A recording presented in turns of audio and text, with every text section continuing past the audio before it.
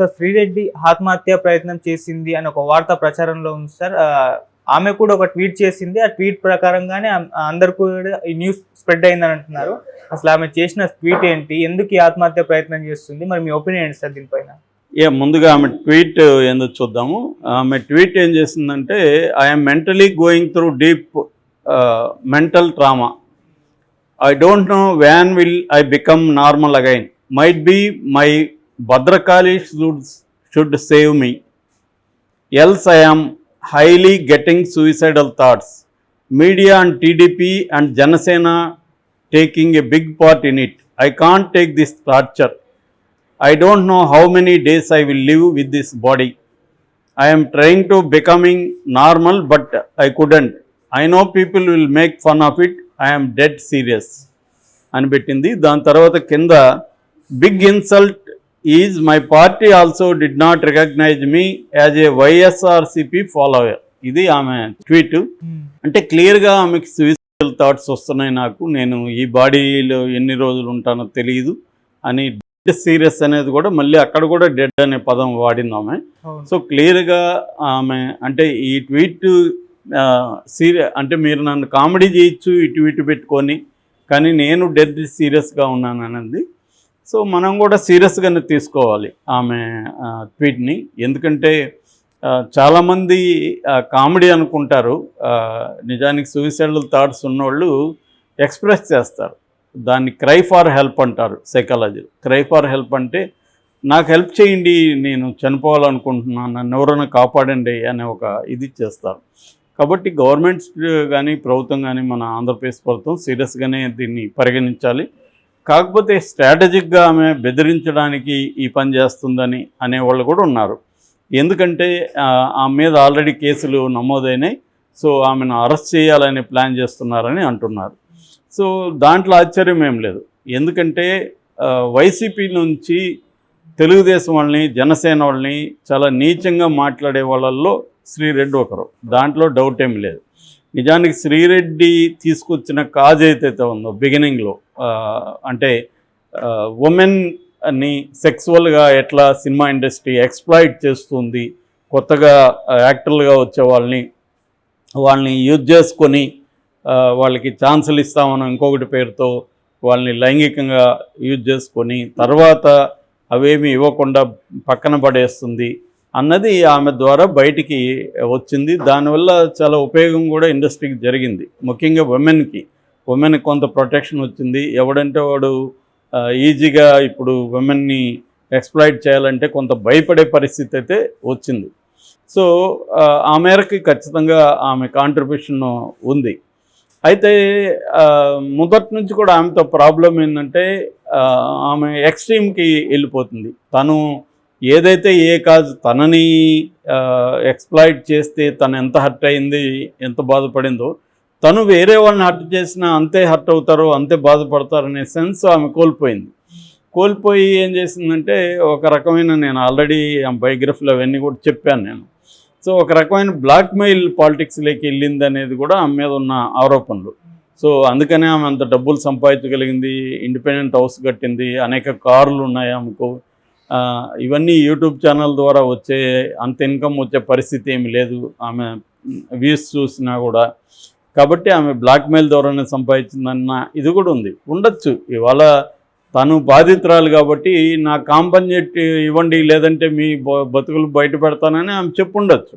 ఆ రకంగా ఆమె తీసుకుండొచ్చు. సో అది కూడా పెద్ద విషయం కాదు. కానీ ఆమె వేరే మహిళల్ని, వేరే వాళ్ళని, ఫర్ ఎగ్జాంపుల్ పవన్ కళ్యాణ్ వాళ్ళ మదర్ని గురించి మాట్లాడడం కానీ, వేరే స్త్రీలను గురించి మాట్లాడడం కానీ, చాలా భయంకరమైన బూతులు, భయంకరమైన ఇది. ఆమె ఎవరినైనా కూడా విమర్శించవచ్చు, కానీ దానికి ఒక పబ్లిక్ డీసెన్సీ అనేది ఆమె కోల్పోయింది.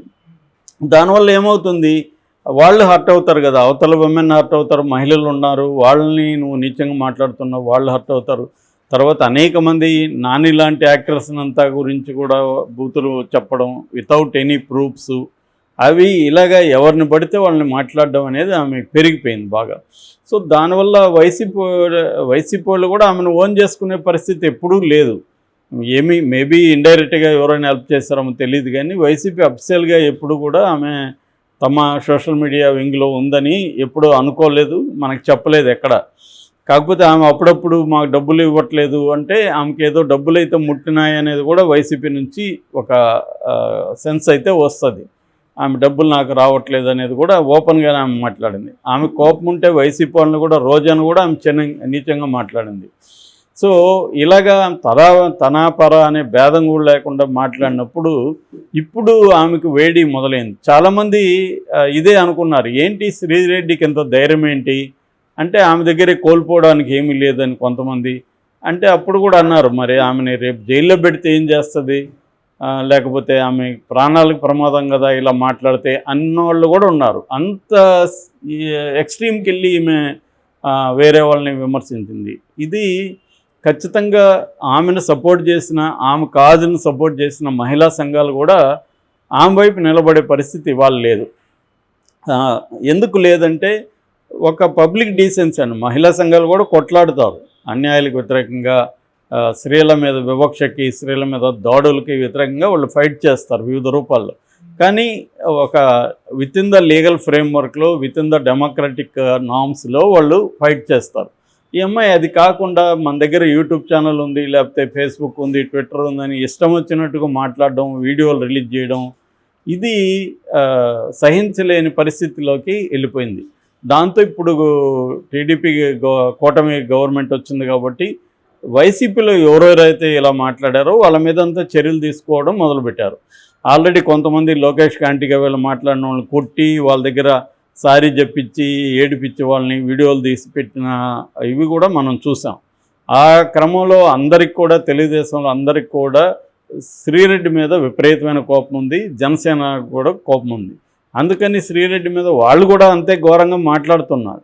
ఇది ఒక రకమైన ఇది అయిపోయింది, నువ్వు మాట్లాడతా నేను మాట్లాడతా అన్నట్టుగా అయిపోయింది. సో ఈ వారిలో ఇప్పుడు కేసులు పెట్టే పరిస్థితి వచ్చింది. సో ఈమెను ఖచ్చితంగా అరెస్ట్ చేసే పరిస్థితి కనిపిస్తోంది.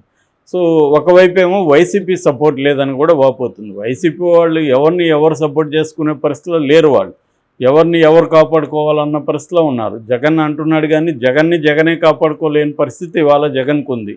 ఎందుకంటే జగన్ మీద కేసులు పెడుతున్నారు. 10 రోజులైంది జగన్ అపాయింట్మెంట్లు అడిగి, మోడీది అండ్ అమిత్ షాది, వాళ్ళు ఇప్పటివరకు ఏం అనుకోలేదు.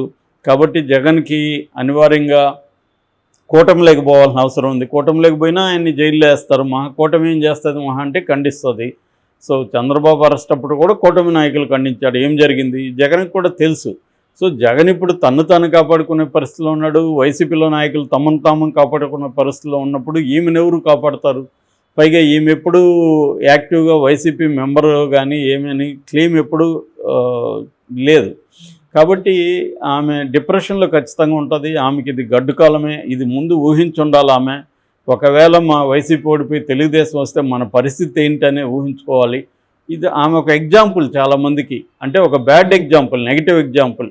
అంటే ఎలా ఉండకూడదో మనం ఈమెను చూసి నేర్చుకోవాలి.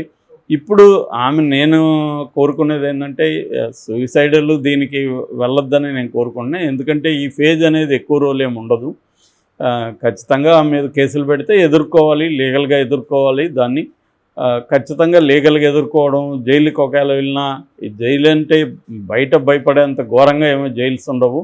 సో కొంత మేనేజ్ చేసుకోగలిగితే జైల్లో కూడా కొద్ది రోజులు ఉండొచ్చు. అంత మాత్రం అది కూడా ఒక ఎక్స్పీరియన్సే. ఎందుకంటే నేను 8 months ఉన్నాను కాబట్టి నేను చెప్తున్నాను. సో అందువల్ల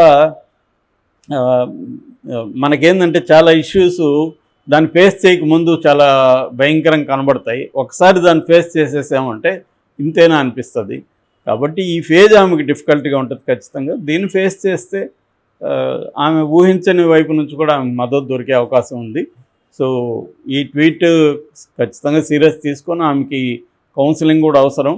అంత మాత్రాన ఆమె చేసిన తప్పులు క్షమించమని నేను చెప్పట్లేదు. ఖచ్చితంగా లీగల్గా చర్యలు అయితే తీసుకోవాలి ఎవరి మీదైనా కూడా.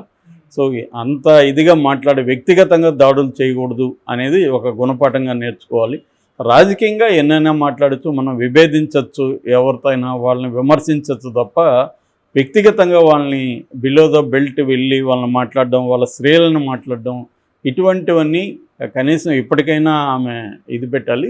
దీనికంటే కూడా ఆమె నేను గతంలో ఇలా చేసిన తప్పు అని కానీ ఓపెన్గా ప్రకటించి నేను ఇక మీదట క్లీన్ పాలిటిక్స్ చేస్తాను అని ఆమె ప్రకటిస్తే అది మంచిది. ఇది ఏంటంటే ఇది ఖచ్చితంగా ఆమెను ఎగతాళి చేస్తారు. ఇప్పుడు గుర్తొచ్చిందా నీకు,